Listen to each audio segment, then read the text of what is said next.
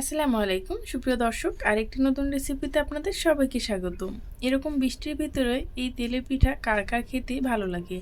তো চলুন এই তেলের পিঠাটা আমি কিভাবে তৈরি করেছি সেটা আপনাদের মাঝে শেয়ার করব। আর প্রত্যেকটা পিঠা হবে একদম ফুলকো, ভিতরে দলা পাকিয়ে থাকবে না।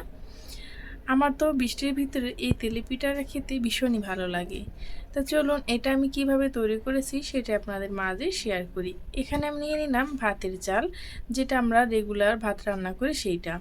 আমি আমার পরিমাণ মতো নিয়ে নিলাম, আপনারা চাইলে এর থেকে বেশি কিংবা কমিয়েও নিতে পারেন। এখন আমি এই চালটাকে ভিজিয়ে রেখেছিলাম 3 থেকে 4 ঘন্টা। এখন একটি ব্লেন্ডার জারে দিয়ে দিলাম, তারপর আমি এটাকে খুব ভালোভাবে একটা মিহি পেস্ট করে নেব।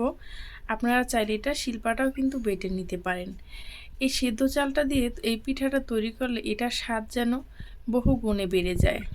আপনারা চাইলে এখানে কিছু চিনি গুঁড়া চালও ব্যবহার করতে পারেন, তাহলে এর ঘ্রাণটা আরও বেশি সুন্দর হয়।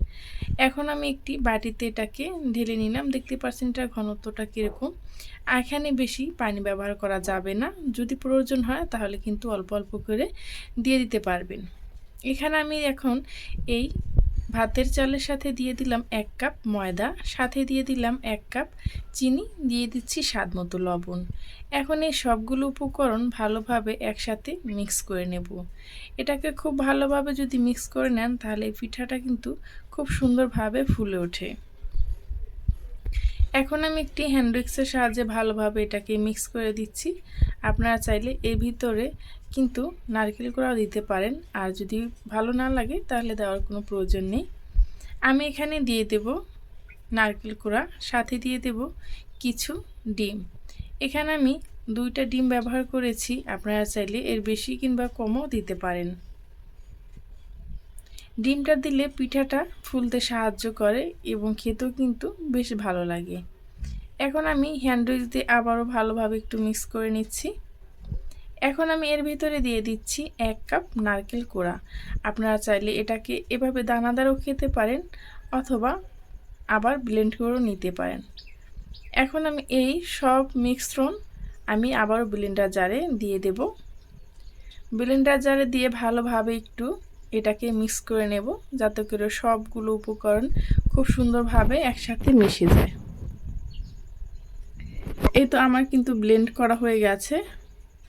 এখন আমি একটি বাটিতে এটা ঢেলে নিচ্ছি। বৃষ্টির সময় এই পিঠাগুলো খেতে আমার কিন্তু বেশ ভালো লাগে। আগে আমি যখন ছোট ছিলাম আমার মাকে দেখতাম এরকম বৃষ্টি পড়লেই এরকম তেলের পিঠা বা ছোট ছোট যে বড় পিঠাগুলো, এগুলো পাতিল ভরে তৈরি করে রাখতো। আমরা যেদিন তৈরি করতো সেদিন খেতাম, তারপরের দিন খেতাম। এরকম কার কার বাসায় হয় অবশ্যই কিন্তু জানাবেন। এটা ঘনত্বটা দেখতেই পারছেন কীরকম। এই পিঠাগুলো ভাজার জন্য পর্যাপ্ত পরিমাণ তেলের প্রয়োজন আছে। এখন সবগুলো পিঠার সাইজ যদি আপনি একরকম করতে চান তাহলে এরকম ছোট্ট একটা বাটি নেবেন। এই বাটিটাকে প্রথমে একটু তেলের ভিতরে গরম করে নেবেন। তারপর আপনি একটু আটার বেটার দিয়ে দেখবেন যে এরকম উপরে ভেসে ওঠে কিনা, মানে তেলটা পারফেক্ট গরম হয়েছে কিনা। যখন দেখবেন উপরে খুব সহজে ভেসে উঠেছে, তারপর আপনি এরকম বাটির ভিতরে বেটারগুলো দিয়ে দেবেন। যখন এটা খুব সুন্দরভাবে হয়ে যাবে, দেখতেই পাচ্ছেন একা একাই কিন্তু ছেড়ে দিচ্ছে বাটি থেকে। এভাবে করে আমি সবগুলো পিঠা তৈরি করব। আর এই পিঠাটা মিডিয়াম টু হাই হিটে রেখে ভেজে নিতে হবে। লো হিটে ভাজলে এটার ভিতরে তেলটা খুব ভালোভাবে ঢুকে যাবে, খেতে ভালো লাগবে না। হাই হিটে যদি ভেজে নেন তাহলে এটার ভিতরে আটাটা কিন্তু দলা পাকিয়ে থাকবে।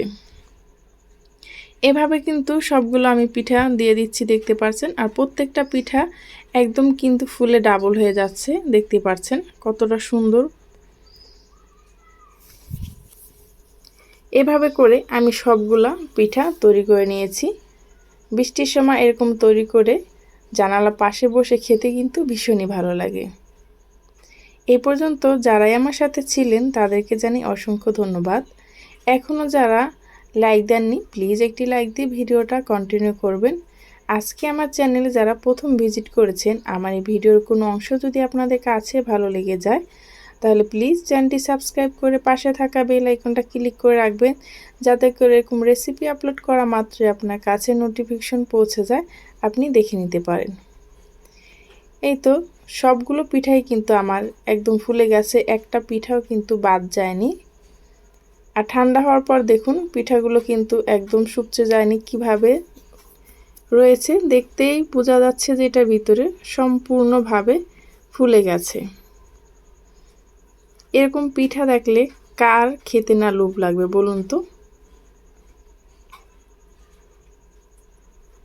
এই তো আমি একটি প্লেটে সার্ভ করে নিচ্ছি। পরবর্তী ভিডিও নিয়ে আসা পর্যন্ত আশা করি সবাই ভালো থাকবেন, সুস্থ থাকবেন। আল্লাহ হাফেজ।